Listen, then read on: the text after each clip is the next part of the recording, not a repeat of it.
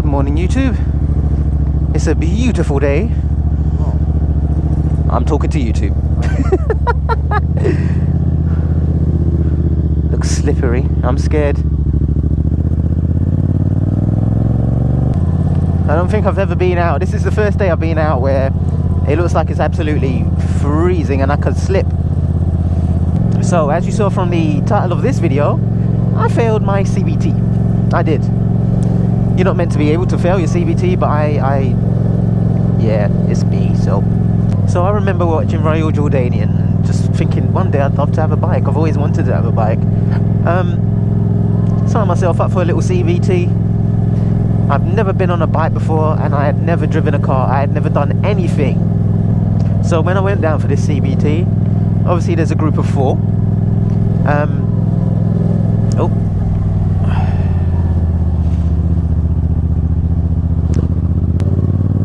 Thank you.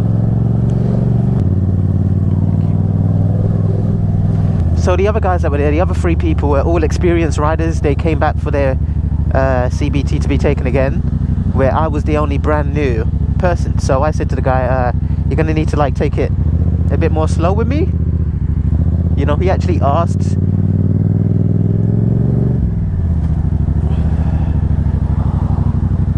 He actually asked what my level of experience was, and I was like, hey, I have 0 experience, so please just take things a bit slower with me, because I'm a slower learner anyway. I remember when he's sitting down, you know, telling us what's what and stuff, he said, if I feel you're not up to the job, I'll cut you from the group. I'm thinking, oh my god, pressure's already on.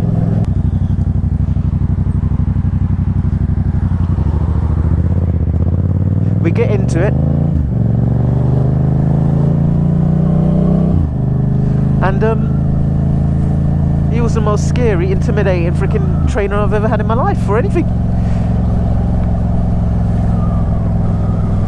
I was the only person on a manual bike and the rest were automatic, and at the time I didn't realise you can pass your CBT on an automatic and go on a manual. I didn't know that. Police are coming. Ambulance. So I'm there trying to get used to like the clutch, and when I've watched all these videos on how to ride a motorcycle on YouTube,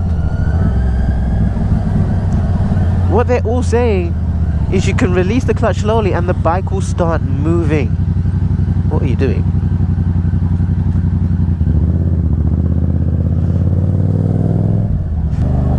But what I'm not taking into consideration is these bikes, they're all like 600 plus cc. So as soon as you start letting go of the freaking clutch, the bike is already moving. Where on a 125, the bike doesn't have enough power to pull off with on the clutch only. I think you can probably do like maybe 3 miles per hour if it doesn't cut out, you know. So I started doing that, and the bike would cut out. Okay, we're gonna do our turning left now. We're turning left corners and stuff on our little training grounds, and I hadn't even got used to the clutch yet. So I'm doing all these different things, all these different courses, I don't know what to call them, and I had no idea what I was doing. So when it came to the on-road test, I had no confidence whatsoever. We get to the on-road test now, and there's a couple of corners that I'm meant to be taking, and boy, I did not take them well enough. One corner is the corner where I failed.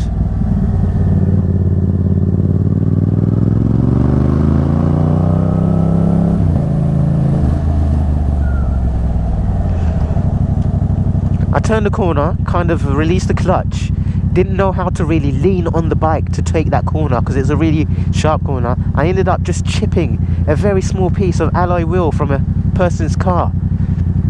Fortunately, that person was just at their door, so they saw it happen. They came down, said, oh, it's all good, man, you know, just safe riding and all that sort of stuff. And I'm like,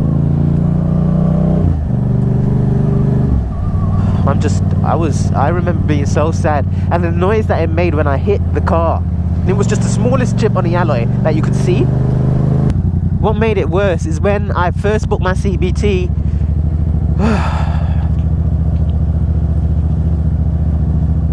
I got there and they said I wasn't even on the list. So we had to rebook it. So I said I'm not going back to that one again, obviously, for that guy, because he could have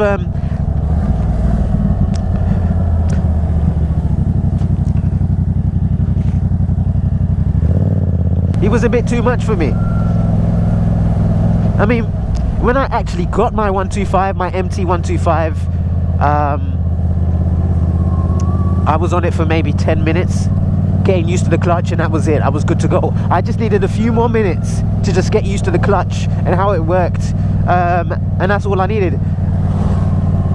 I also remember being on the course and knowing that I had an MT 125 waiting for me when I finished it. So that pressure was on my mind as well. So I had the bike ready. I'd never do that. I'd never suggest having a bike ready before you do a test.